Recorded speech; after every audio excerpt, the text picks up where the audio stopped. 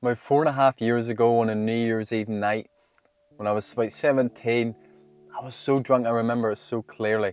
Well, I say so clearly, I remember bits of it clearly. We were at a park, my local park, where we often drunk a lot.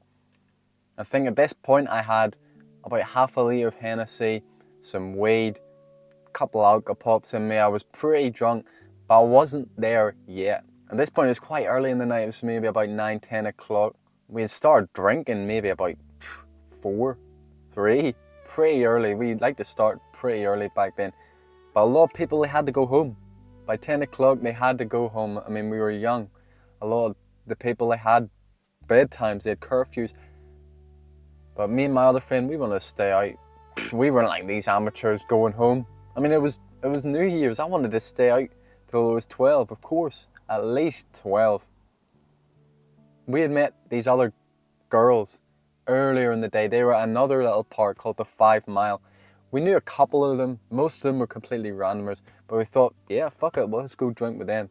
So me and my friend, we met up with another friend who had just finished work. And he was coming out. He again had some more alcohol. I was already fucked up.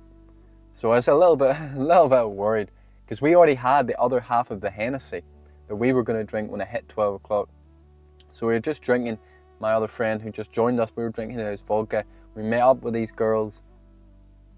In fact, it was Jägermeister. Not that it matters, but it was Jägermeister. One of the last things I remember, it was 11 o'clock. And I was so wavy, so hammered. I had to sit down. And these two girls were beside me, and I was just thinking, oh my God, I'm fucked. From there, it was a complete blackout. The next thing I knew, it was 4 o'clock. 4 fucking o'clock. And I was walking down this road on the phone with my friend. I didn't realize what time it was. I had thought maybe just a couple hours were past. I felt lost. My friend told me later on that I was asking, where am I? I don't know where I'm at. But when I came to, I realized where I was. I was on the phone talking to him.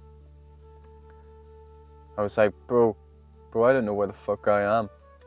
I'm so drunk. And he says, do you realize what time it was? I looked at my phone. I was like, oh my God, it's 4 o'clock. I had lost so many hours.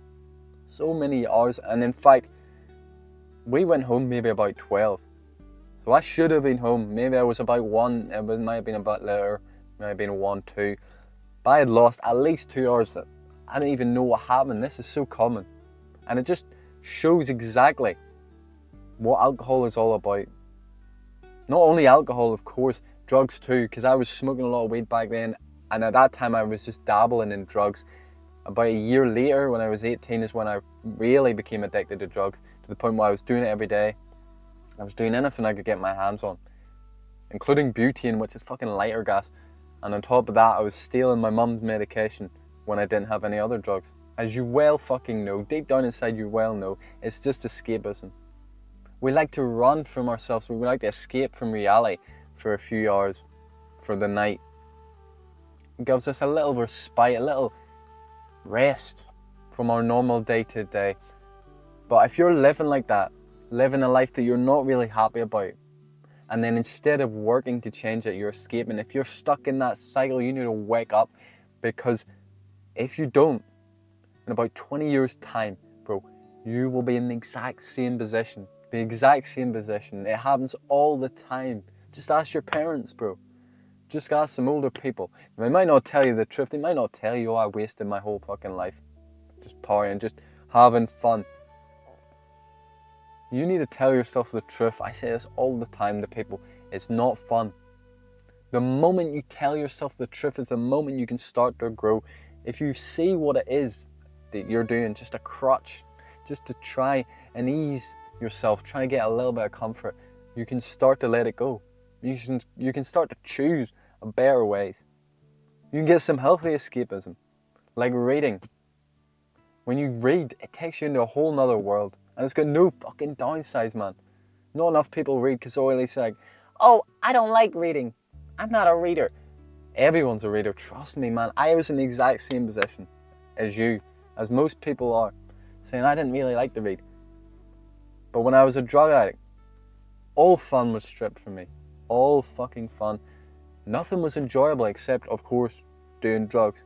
So sometimes I would just lie on my bed, just staring at the ceiling, doing nothing. So I thought, well, I might as well try reading. And guess what? I loved it, bro. I fucking loved it.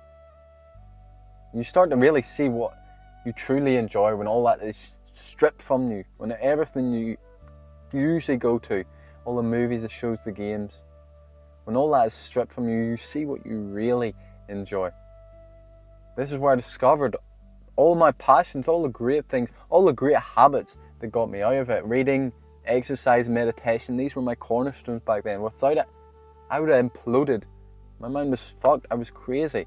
And I was so bored, so all I did was sit, and all I could do was ruminate on this horrible mental state that I had built up. These are the effects of running from your problems. See, those problems that you're running from, they're your gifts. They're the gifts that are given to you to get you to where you want to be. When you ask, give me the motivation, God, to go and get my goals, what do you think you're going to get? You think you're going to get that swagger, that confidence, like, yeah, I'm motivated, woo! No. That's what comes after you've done the work.